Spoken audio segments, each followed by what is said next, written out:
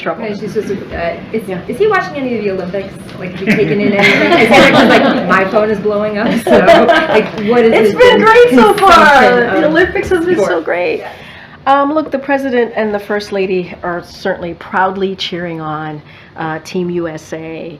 As you saw, the first lady traveled to, traveled to Paris to lead the delegation, the U.S. delegation for the opening ceremonies, and cheered on Team USA. And you saw her out there being very supportive.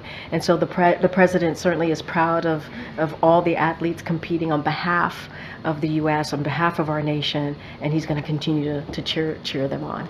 Corinne, following up on that, did the president see the Last Supper controversy at the Olympics? Did you know? Did he see I don't have anything. The Last Supper? I appreciate the question. I just don't have anything to share. Millions of Christians across the globe were offended by it. The president's Christian. Was he offended by it? But was the president offended by it? I just answered the question. Can I just ask him? Did he see it?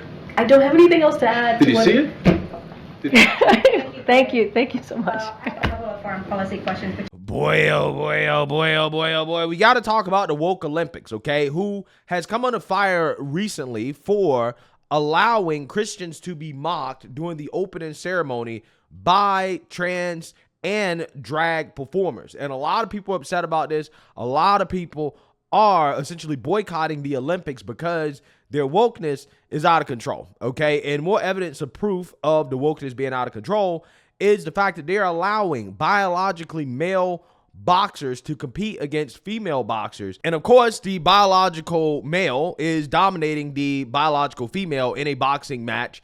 And that's exactly what happened at the Olympics. In fact, it happened in just 46 seconds following 2 punches, right? That's what happened in a fight between Italy's Angela Carini and her Algerian opponent, Imane Khelif. It took just 46 seconds, okay? So let's actually watch the video here, and hopefully the Olympics don't block my video, okay? This is fair use. I'm turning off the volume here, but the person in red is the biological male, Imane Khelif, and the person in blue is the female fighter. I only can show you guys just a little snippet here, okay, of kind of what happened. But as you can see, the person in red is the alleged male boxer. And boom. This person hits her in the face. And that's basically it. Right? That's basically it. Here's another angle. Look at that. Bam. Right to the dome. Just a basic straight to the face. And then afterwards, she was in tears. In tears. Is this what we want to see? Is this the world that we want to live in? Because that's the world that we're going to live in if we continue to allow Democrats to have power and control. If you elect Kamala Harris, this is the real threat to women's rights. But for whatever reason, the left believes like they're the side that's fighting for women. You're not fighting for women if you support this. She got absolutely crushed. Her dreams got absolutely crushed. Imagine working hard your whole life to become an Olympic level boxer just to lose to a biological male who probably did not have to work nearly as hard. Just a straight up unfair competition. Unfair competition. Absolutely insane. Absolutely insane. So let's read about this. A boxer deemed a biological male today won against an Italian woman in one of the most controversial Olympic bouts ever. The fight between Italy's Angela Carini and her Algerian opponent, Imane Khelif, took just 46 seconds, with the Italian throwing her helmet onto the floor as the clash was abandoned, yelling, quote, "This is unjust." The 25-year-old refused the handshake and fell to the canvas, sobbing, having received just 2 punches from Khelif, who had been banned from a major boxing contest before the Olympics. So why the hell was this person allowed to compete in the Olympics? Right? Makes absolutely no sense whatsoever. Khelif was thrown out of last year's World Championships after failing testosterone tests carried out to establish gender qualification. After the match was stopped, the referee raised Khelif's hand in the air, but a visibly furious Carini yanked her own hand away from the fight official and walked off. Ignoring the Algerian, the Italian fighter then plunged to her knees and burst into tears as she said she had never felt such strong blows in a contest before. Yeah, I mean, those punches hit differently because the physical attributes between men and women are different. I don't care how much these woke revolutionaries want to try to change biology, but biology matters, and men happen to be stronger. They happen to have more power. Okay, we happen to be faster, have stronger bone density. All of these things go into a fight, a boxing match. So a biological woman coming into a match with a biological male is not going to have a chance. She's not going to have a chance. It's going to be very hard for her to win. So again, this is tragic. It really is. Speaking after the match, the heartbroken Italian said, "I'm used to suffering. I've never taken a punch like that. It's impossible to continue. I'm nobody to say it's illegal." I mean, it should be, right? To me, this is abuse, right? This is what they typically call it, right? They call it domestic abuse, okay? When a man or a biological male hits a woman like that, that's what they call it. But, you know, when the person is, I guess, trans. I'm not entirely sure if this person is trans or this person is in one of those weird positions where they just happen to have male and female characteristics. I'm not entirely sure. But when it's a situation like this, they call it equal rights. Okay, this is what they call it. Okay, they call it equal rights. Now, again, I'm not entirely sure, you know, how this is equal rights for women, but this is what they say. Quote, "I got into the ring to fight, but I didn't feel like it anymore. After the first minute, I started to feel a strong pain in my nose.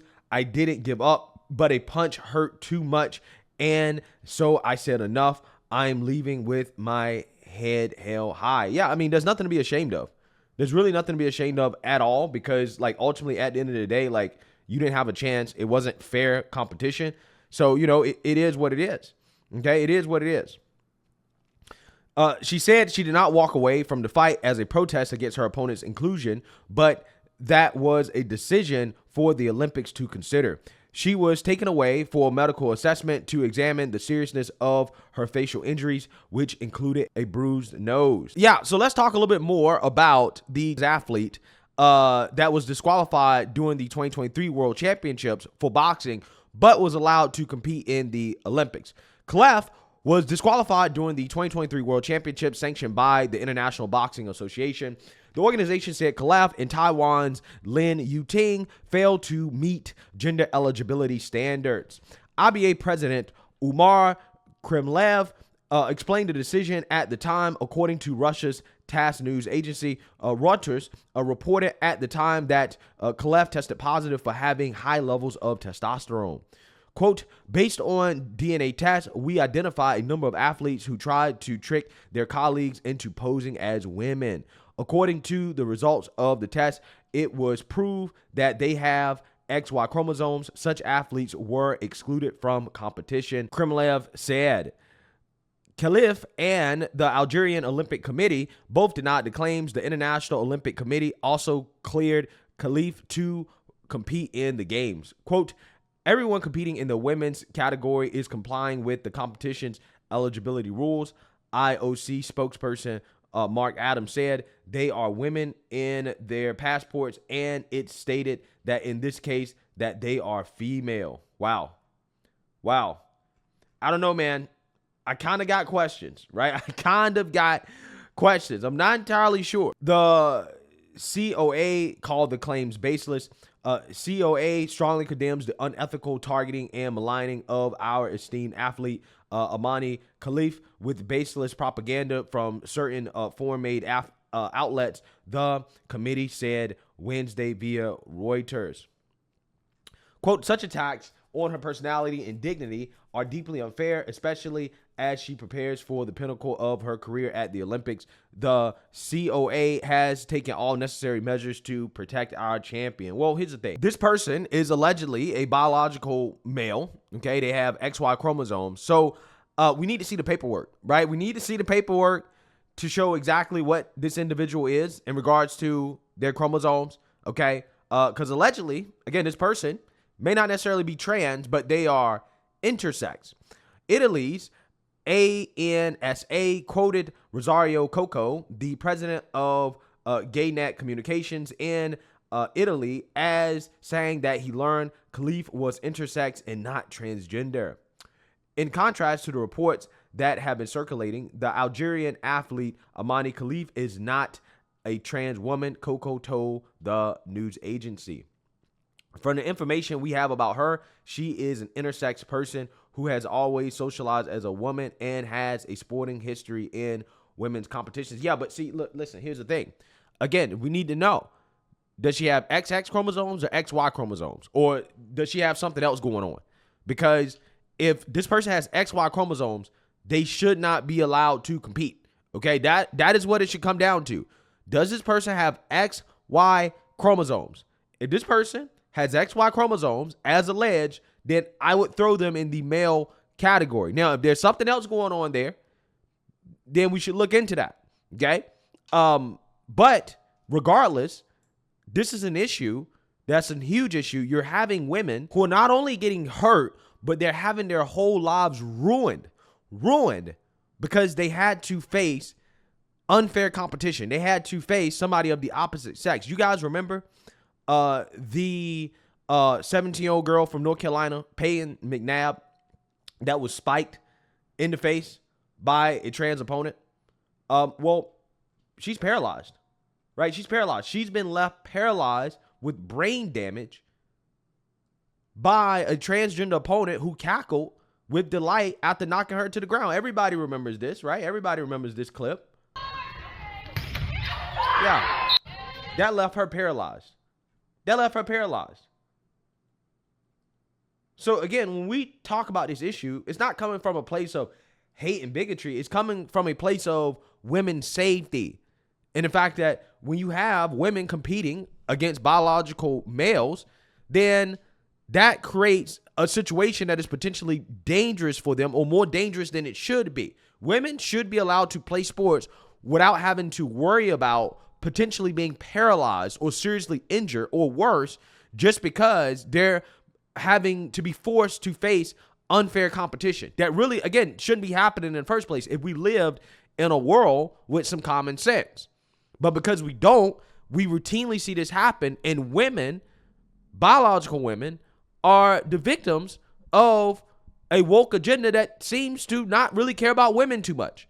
But again, these are the people that claim that, yeah, we're fighting for women's rights, while at the same time trying to destroy basic women's rights, like the ability to have their own spaces, to compete amongst themselves in sport. So, hey, women's rights is on the ballot.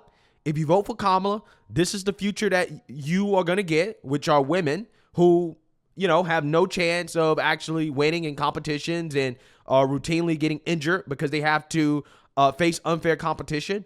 Or if you vote for Trump, then hopefully we can fix a lot of this nonsense, okay? And we can pass some federal legislation that could just ban biological boys from competing against biological girls, or biological men from competing against biological women altogether, and we can be done with it. But again, you know, it's up to the American people. Which way do you want to go, right? Do we actually really care about women's rights? Because if we care about women's rights, then I'm not entirely sure how you can rationalize voting for a Democrat. I really don't get it. But hey, let me know what you guys think. Make sure you like, comment, and subscribe. Most importantly, share a Black conservative perspective. Peace.